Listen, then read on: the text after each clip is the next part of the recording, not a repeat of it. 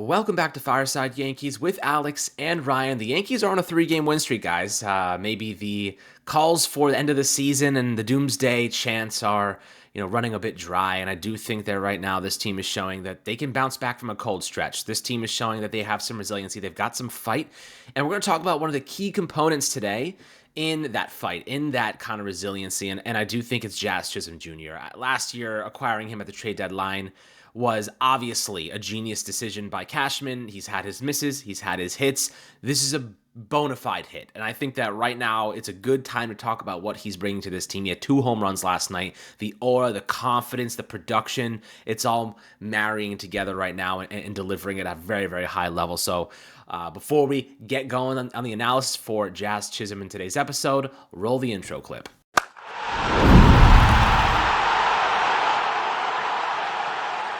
All right, Ryan, so Jazz Chisholm, excellent performance yesterday. He has been elevating his game this season since returning from that oblique tear, and it doesn't even look like he's been injured this season, despite the fact he's missed some time. You're going to deal with that with Jazz. He's going to miss a couple games here and there, maybe even spells of a couple weeks at specific instances in a season. But when he's playing, he is such a key contributor, and if he's not hitting, he's an excellent, elite defensive second baseman.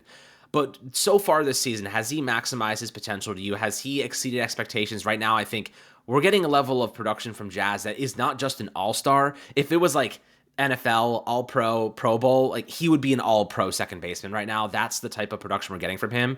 He is a key contributor in the infield and has really elevated a group that has struggled over the past couple weeks. Yeah, as you mentioned, he has been a spark plug. He has kind of galvanized this group over a stretch where, as you mentioned, it looked very dim for the Yankees. The Yankees were in a position where we sit here and we talk about trying to generate offense, trying to score runs. That had been a real issue for the Yankees. One of the only guys who had been hitting in those situations this year was someone like Jazz Chisholm, who his numbers with runners in score position actually got better after coming back from the injured list. People kind of forget when he first hit the injured list, he was kind of hitting the skids. He had an average below 200. The power was there. The expected number said he should hit better than this. But overall, the kind of consensus opinion about Jazz Chisholm was this guy was a streaky home run or nothing hitter. I remember tweeting out something as simple as, I can't believe people don't think Jazz Chisholm's a good baseball player, and getting pushback on it. So, look, everyone's going to have their misses. Don't get me wrong. I don't think Jazz Chisholm's infallible or a player who won't go through slumps. You are never as good as you are when things are going well. You're never as bad as you are when things are going poorly. But this is a player who has, just unbelievable underlying metrics. Alex, he has a 391 expected weighted on base average. That's in the 92nd percentile. For those who don't know what that number is, expected weighted on base average, or xWOBA, is a stat you can find on Baseball Savant. It just tries to measure your quality of contact, your strikeout rates, your walk rates, take that all into account, and come up with a number that suggests how good you should be offensively. There are some limitations to these metrics. It's not perfect. It's not something I would say you just rank hitters based off that, but it is a very strong tool for understanding how productive or sustainable hitter success is. Being in the 92nd percentile in that stat's really good. He's in the 98th percentile in barrel rate at 19.7%. Here are the hitters he's behind: Aaron Judge, O'Neal Cruz, Shohei Ohtani, and Pete Alonso. Those are some of the best power hitters in the entire sport. And Alex, you can make an argument that Jazz Chisholm has become the far and away best second baseman in the American League this season. I do have one question for you, though. With the way that Jazz is hitting, do you feel like he has to move up in the order, or do you kind of like what the Yankees have done because they have Jason leading off, Bellinger hitting third, and Jazz hitting fifth? It's kind of their lefty situation. You want to keep it? Do you think that they need to keep their lineup together? Are you going to make any shakeups? How do you feel about this situation and his lineup usage? Absolutely. Listen, right now they have, Stanton batting cleanup. They have Jazz fifth. I think that, you're just going to have a situation if Stanton starts to hit more consistently, and he has been over the last couple of days. Yesterday had another good performance. Even Austin Wells, I have to say, just a little side quest here. Austin Wells missed like 2 home runs last night by a fraction of an inch. Like, he elevated the ball. He had a great swing, just got underneath of it. So really like what I'm seeing from Austin Wells. Don't be surprised when he has an absolute just breakout. He's kind of having a little breakout right now, but it's just sustained breakout with this new open stance. But Jazz batting fifth, I think it's just a great transition to the bottom half of the order, right? Stanton, if he makes contact, that it's a piss missile, man. It's going 105, 110 miles an hour easily. So I think that's kind of what you like. Jazz, he's he's like the signature ambush kind of style. First pitch, if you're throwing a first pitch strike to Jazz, he's swinging at it. You know what I mean? Which I think that aggression is a little bit better for the fifth spot because, the cleanup spot, like you want to be hitting for power, like Stanton hitting for power is obviously excellent. You could even put Ben Rice there. But Jazz is such an aggressive player. Right now it's working for him. We've seen the cold stretches happen because of that aggression when he's not really feeling like confident. Jazz is like the quintessential confidence guy. Right now, the Yankees have found a perfect place for him to play, a perfect spot in the lineup, and I think they should not mess with that at all. You know what I mean? Like, don't mess with something that's not broken. The Yankees offense is absolutely hitting the crap out of the baseball. They're putting runs on the board. They're running the base as well. You watched Jason score from first base yesterday on that Judge double. Like, they're doing all the little things right. I'm pretty excited to see how this continues to grow, especially if they go and get a third baseman. We saw from Jeff Passan this morning. The Yankees want Eugenio Suarez. They want Suarez. Question is how much it's going to cost them, and can they do like a deal with the Diamondbacks to get multiple players? We'll do another episode on that, breaking down Suarez and what he'd bring to this team in a more in-depth concept. But I do think that right now, if you're looking at just the situation at hand, apologies if you hear banging behind me. My 1-year-old is on the door yelling my name. But I'll tell you what.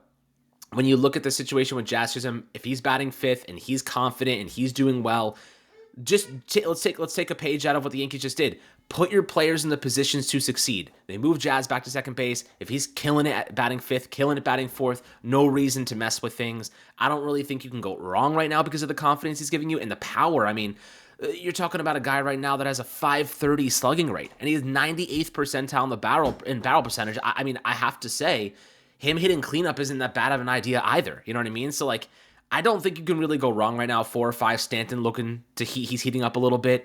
I think that right now, third you have Cody Bellinger.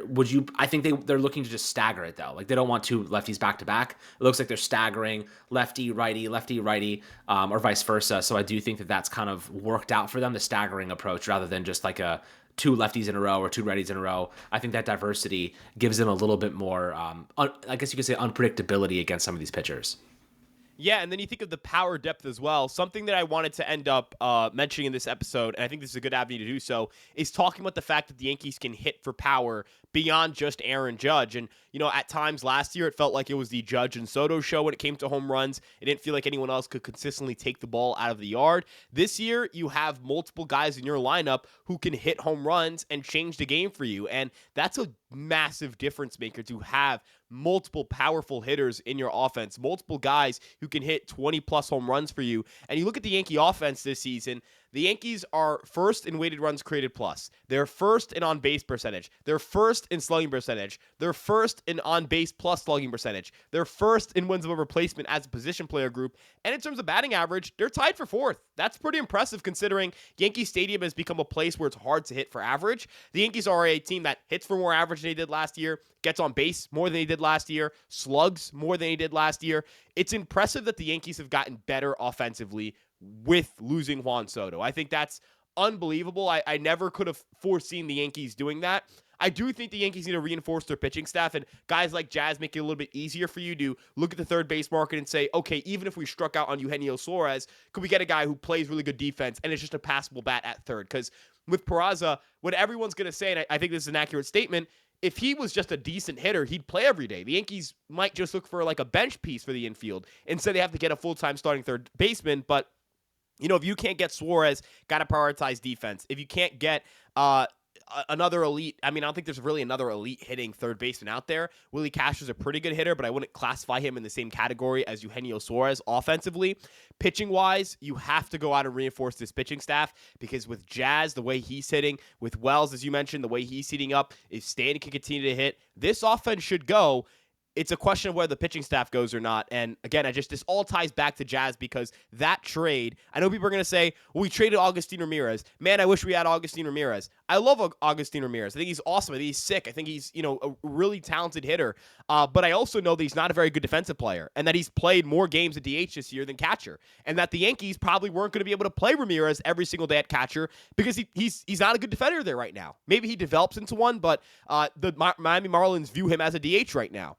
The Yankees traded that in Jared Serna for Jazz Chisholm. They traded a guy who likely wouldn't start on this team, and then another guy who isn't in the big leagues yet for their second best position player. And I've been saying, and Alex is witness on this channel, even before this hot stretch, second best position player, Jazz Chisholm. He's your second best position player. And I will say this, Alex, and I'll pass it off to you like this.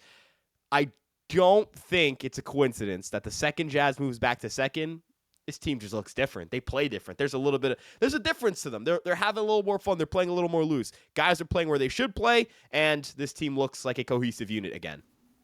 I mean, the whole idea of building this defense before the season started was to have a quality infield, right? Oswaldo Cabrera, he wasn't great to start on the hot corner, but the Yankees, it was always kind of a patchwork situation until they found something at the deadline. They didn't want to overspend, and they would rather move some trade pieces for expiring contracts. They also wanted to see who was going to be healthy and available. So, I think that the whole idea was to upgrade their infield defense. Part of that was getting Goldschmidt, moving Jazz to second base. And instead, they just abandoned everything that made sense. And now DJ LeMahieu, after making that decision, is no longer on the team.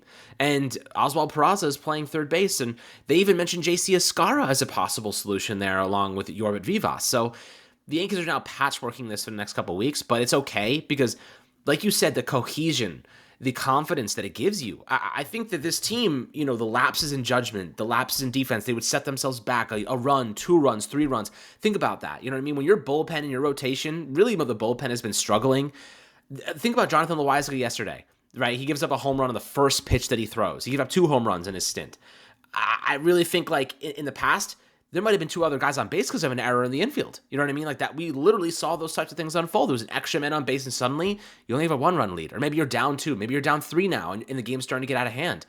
If you're down 1 or 2, you can fight back. But if you're down 3 or 4, think about the psychology. Like you don't think you can come back, and that belief kind of becomes reality a lot of times. So I think the strength of this infield, the defensive alignment that they have now, it's going to give the pitchers more confidence, right? Especially young guys like Cam Schlittler, who went out there yesterday and put together a pretty good performance for his first ever appearance in the majors. Having that strong of a defense is critical. Will Warren had multiple big-time defensive plays behind him to bail him out of some trouble the day before. So, when you have problems in the rotation with injuries, when you have problems in the bullpen with injuries and inconsistencies, defense can be the saving face here. Defense will ultimately protect you from these situations looking a hell of a lot worse. So the Yankees just made the obvious decision. Jazz Chisholm is now balling out at second base with incredible athleticism and range. He's looking excellent. Also, that shoulder injury he's been nursing is not going to be as much of a problem because he's not having to throw across the diamond anymore. There's little details here the Yankees were completely ignoring that we do not know why, right? That's an internal conversation.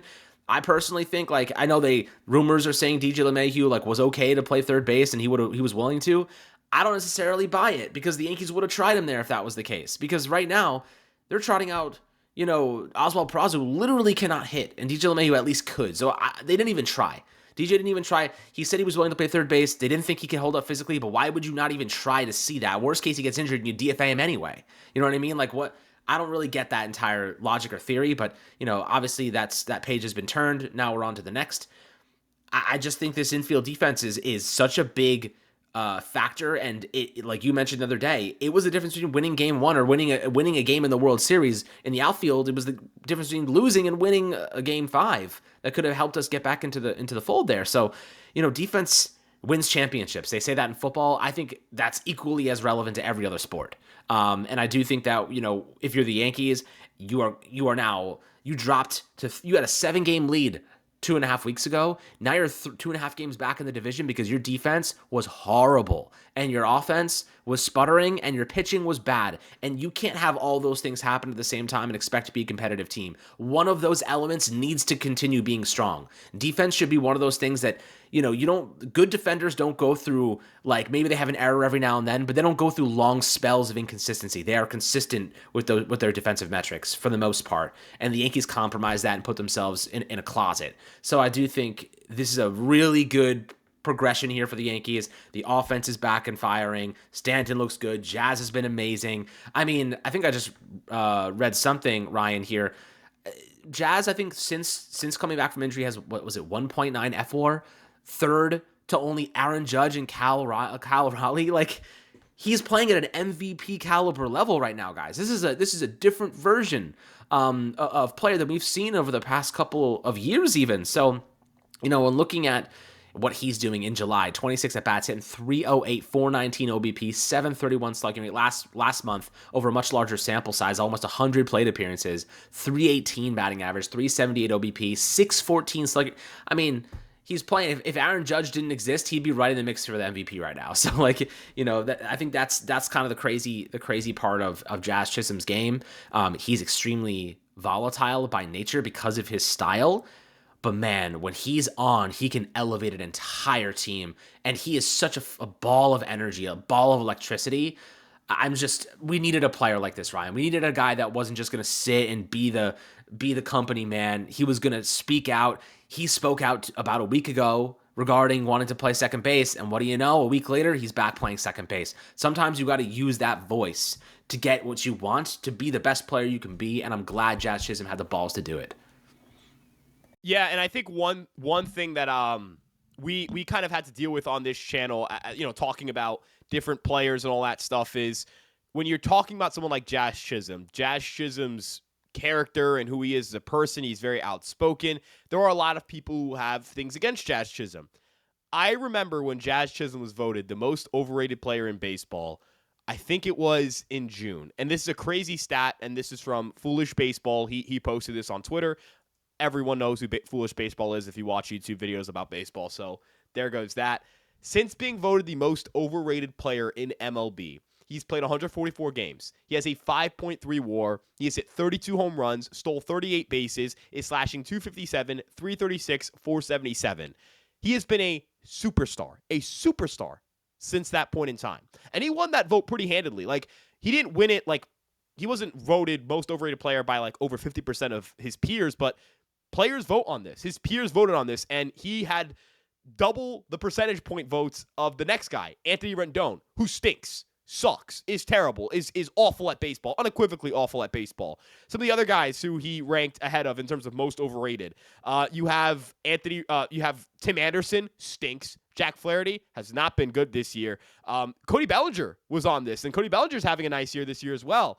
I think it's awesome to see that someone who had really been very hated by some of his teammates in Miami for reasons that are beyond me, had been kind of ostracized by media, who had been called not a difference maker, not a game changer for the Yankees when they acquired him, when the entire conversation was negative around Jazz Chisholm. Now all you can sit back and say is, this guy has been a superstar since becoming a New York Yankee. This is awesome for Jazz. I'm so happy he made the All-Star team. It's kind of a circle of life moment. He made the All-Star team when right the year before he was the cover of MLB The Show in 2022. And since then it had been mediocre season 2023, mediocrity in 2024 until he joined the Yankees. And since then, again, superstar, now an All-Star. Could start at second base in the All-Star game because I believe they're going to have Junior Caminero start at third. Jose Ramirez won't be there. I think Gleyber was voted in as a starter, so he could get the start, but it depends on kind of availability. Point is, Jazz Chisholm is the best second baseman in the American League, and the only second baseman I consider better at this point in time is Ketel Marte, who is an MVP candidate anytime he's healthy. So, yeah, if you thought Jazz Chisholm was overrated, you can suck on one. Suck an egg. Yeah, there you go. That's the family-friendly version of that. I mean, listen, this is a player that is changing the dynamic of this team right now, and I think that this is going to be an extension candidate for the Yankees at some point. This is a guy that's going to be 28 years old heading into free agency in 2027. I just don't see how you can let a player like that go if he can stay mostly healthy and play like this. Second basemen are pretty affordable. You know what I mean? With Jazz's injury history, like, he'll get paid undoubtedly. But second basemen are notoriously cheaper than, let's say, critical outfielders like Kyle Tucker, or, those types of guys. So I do think that it'll be interesting to see when that time comes, what the Yankees do. But thank goodness we got him locked in for another year at a very, very cost-efficient price. And look, this team next year could have Kyle Tucker on it. Aaron Judge, Tucker, Jason Dominguez. We'll see what they're going to do with the deadline. We think that they might end up trading some interesting pieces here in this farm system that has really outperformed expectations this year, Ryan. I don't know about you, but Cam Schlittler's rise to fame right now, they have Rock Riggio, Spencer Jones. I think the Yankees farm system has outperformed expectations. What would you say? I mean, I would have to agree. I think that just being healthy is honestly a big reason why. Being healthy is huge. Being healthy is, I mean, last year they dealt with so many injuries.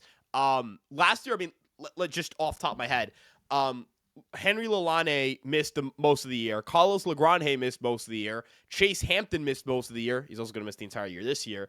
Clayton Beater had a shoulder injury. Spencer Jones didn't miss time, but George Lombard Jr. did miss time.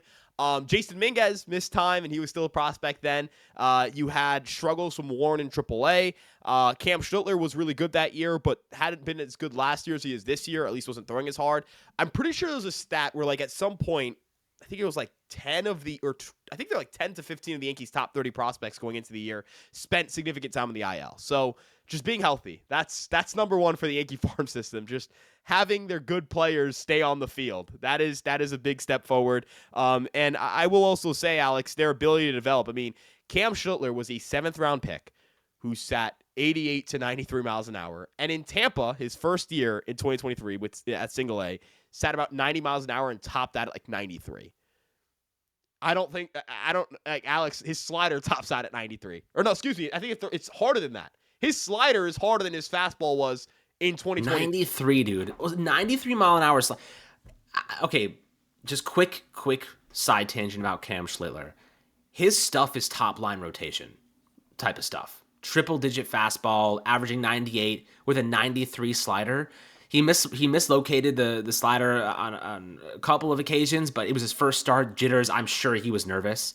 I mean, he struck out Kyle O'Reilly twice, I believe. You know, this guy was dotting 100-mile-an-hour fastballs, elevating it too. If he gets that command down, and it wasn't bad. The command wasn't bad. He was throwing strikes, to be fair. Like, he was throwing lots of strikes. I think his stuff, just get that thing in zone and you know, don't hang the sliders. Get the fastballs in zone. He's going to blow up by people. Like this guy has legit stuff. I think that he could be a frontline starter. I really wonder, you know, right now, if the Yankees are going into the deadline, I mean, do you view Schlittler as a movable piece? Because right now, after that first start, I bet you teams are like, holy crap, that guy could be a star. Yeah, the way I look at it is I want the Yankees to view Cam Schlittler as someone who, look, I don't think you can use him as just like a trade piece in just any deal. You'd have to really get someone back, but you could also view him as someone who can help your rotation right now. I'd like the Yankees to add a starter, but it would be nice that if Heel, Schlittler, and Warren had to battle it out for a playoff start, or not for a playoff start as the 4th starter, I think Heel would win that battle, but to have a little bit of competition is nice. If you acquire a starter, you have Fried, Rodon, acquired starter, Heel, Warren, Schlittler. That also means in postseason time, you can turn 2 of those guys into relievers if those guys are healthy. You have Yarbrough, who should be able to help you at some point this summer, you hope. I don't really know if we have any updates on him, but he's an arm. Like, he's a body. He was pretty solid in the rotation. I'll tell you right now, he's better than most of the relievers in our bullpen.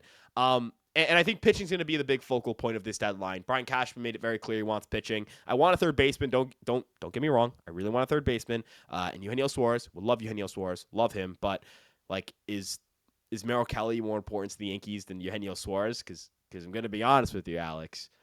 I think he kind of is. You know what I mean? Like, dude, Marcus Stroman's getting the ball today. Yeah. I'm not going to lie. I don't know how many Marcus Stroman starts to have in me. He's actually been decent since coming back. I won't give him credit. He's given you 2 winning efforts. He didn't win the second start, but you should have won the second start. Mm-hmm. That was the Mets one where Weaver comes in and blows it. But, like, Stroman has given you winning efforts. But, man, is it ugly, dude. It's hanging every sinkers. pitch, cutter across the middle to freaking Soto. Every pitch is like, you're in trouble. Down the middle. Like, if you're a betting man, I'd bet on a Cal Riley home run today. That's right, and that's the difference between him and Cam Schlittler. Cam Schlittler throws 97. He can throw 100, right? Like, if he misses a fastball in zone, up and in, like he'll get a swing and miss or get soft contact or someone will pop it up. Like, you need to bet on upside. I really hope the Yankees don't do something stupid like having all 6 of their guys, or 7, I'll include Yarbrough in this, healthy, and going, yeah, Stroman belongs in this group. Stroman's clear-cut the 7th best pitcher in that group. Mm-hmm. Again, this isn't a diss on Stroman specifically. I get it. Like, reality. He's old. His knees have kind of given out. He has his knees really. It's in a really bad spot. I don't believe that was ever a phantom IL. I genuinely believe his knee was in a bad spot. But as you mentioned, it's reality, and you need to make sure you have a deep rotation and a deep bullpen. So you need to, this deadline. Yeah. Any pitcher, anyone who can move and has good stuff, just bring them to Matt Blake. Dude, I'm like, oh, another bad appearance away from cutting Jonathan Loáisiga at this point. Like, he is really bad right now. Like, or I don't even know what to do. Like, Phantom IL him just to give him some time off, because I mean the underlying metrics. I mean, if I pull up his Savant page right now, are good. Like, they don't even look bad. Like, he should be better than he is. He is a 2.90 xERA, but his actual ERA is almost 5. So like, he's giving up more home runs than he should. Like, he has a 5% barrel rate a lot. I don't know how that results in 2.42 home runs per night. I don't know, man. But this is kind of the issue when you're saying like, hey, we have to consider cutting him if it keeps getting worse.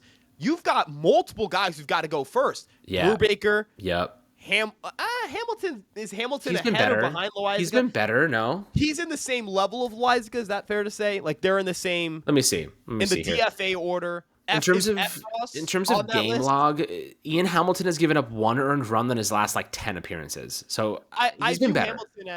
I view Hamilton and Loáisiga as like same situation. He's low leverage. He's a low leverage guy. Brubaker's got to go first. He's got to go. Beater's probably going to get option before anyone gets cut. Yeah. And Efros will probably get option before anyone gets cut. So that's 3 dudes right there that's got to go before you're touching Loáisiga. That's a problem, man. That's really bad. That's very, very, very bad. Really bad. No Ace Bueno. No Ace Bueno at all. Like, you need 3 arms probably. It depends on how fast you come back. And when you have guys like Loáisiga right now struggling, now you have to use like Luke Weavers and Devin Williams, in these games. You have to burn arms when you don't need to, when you're up 6 runs. Like, I will say this though, Ryan. I'm excited for Ryan Yarbrough to come back because he can be that guy that will eat up 4 runs for you, and then you can just close it out with a Loáisiga. You know what I mean? Like, I don't even hate Ryan Yarbrough going into like a long inning relief role when he comes back. I don't either. He was very effective for the Yankees. He was a solid pitcher, and I'll take solid pitchers, man. Like, you just need someone better than what you've got the back end. You've got 3 dudes that they come into a run game and you feel pretty solid. And that's Williams, Weaver, and I'll say this, Weaver's really been pushing it lately with like how your confidence meter is in him. Hill is like there, but like, he's Tim Hill. You don't really want to like look at him as the guy. You want to look at him as a guy, not the guy.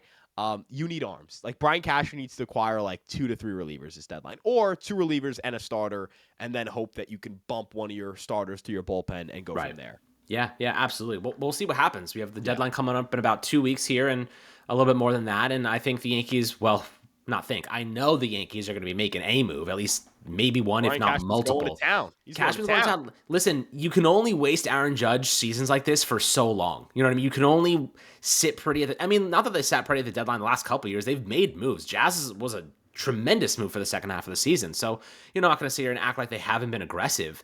It's just the markets are tough, and you don't want to have to overspend, and they're going to have to. Listen, Judge is in the middle of one of the best, if not the best campaign, if he finishes it like this, of all time. This might be the best individual season ever, right?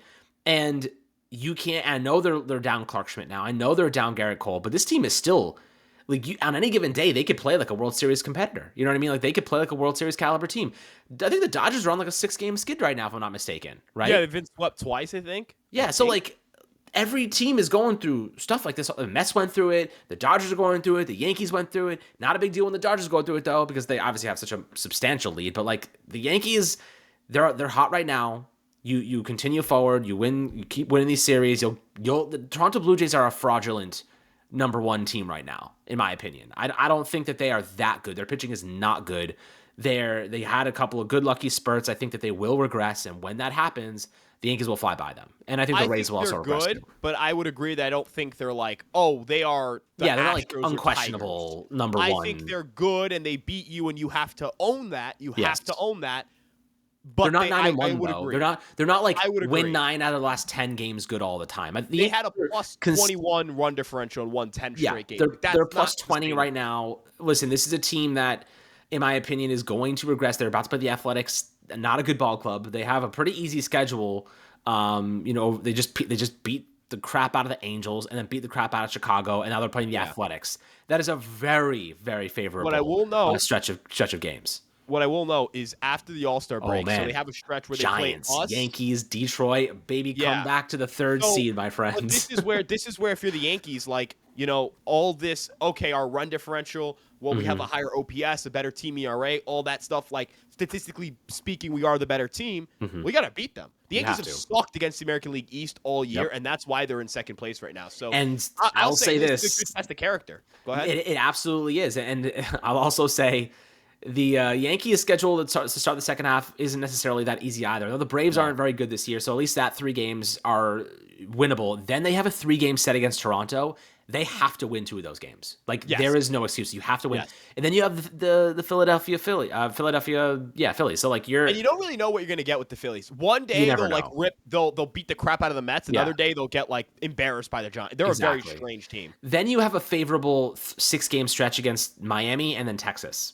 So They have to handle business though, because last they time we gotta had a handle favorable business. stretch in June, we had Athletics, Yep. Reds, Yep, and we got Blue smoked. Jays, Red Sox. Like I'm not saying the Blue Jays are easy, but like you had a stretch where like you were playing, and the Red Sox I guess they've played better, so a little bit different. Who else did you play? You played another bottom feeder, I believe, right? You played the Rockies in June, I believe. Like you had a lot of easy games you just didn't win. It's very strange that they beat the Mariners in a series and couldn't beat the Reds in a series. Like that is beyond me. That is beyond. Like honestly, this is the most confusing Yankees team I've ever watched in my life. Like I don't know what they are. They're I like can't. they I play can't. like championship caliber on one day, and the next day they look like they shouldn't even be like in the mix. So Dude, they'll have a week where like yeah, they look like they don't like they're gonna be sellers, and then they have like a 2 week.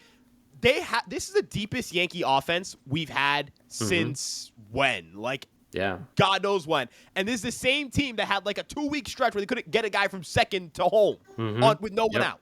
Crazy. Yeah, I don't know. I mean, this team, it's true. I think they're good. The numbers say they're good. Their record says they're good, but I want them to be like their numbers say they should be great, and they're good. And like it's Yep. very freaking confusing. Yeah, it's confusing. I think they're going to make some moves to get over the hump here, guys. But a little bit of a side tangent here for an extra 10 minutes. But that's kind of what you sign up for on the Fireside Yankees podcast. Just lots of good analysis, lots of good conversation, and probably you guys are thinking the same things we are, and we're just talking about it. So hopefully you guys enjoyed the little missions here, and obviously the in-depth analysis of some of these individual players. And we'll love to hear your perspectives down below on Jazz Chisholm, and obviously what you think this team needs at the deadline. Always happy to hear those thoughts. Make sure to drop a 5-star review on Apple and Spotify, and we'll catch you guys on the next Fireside Yankees episode.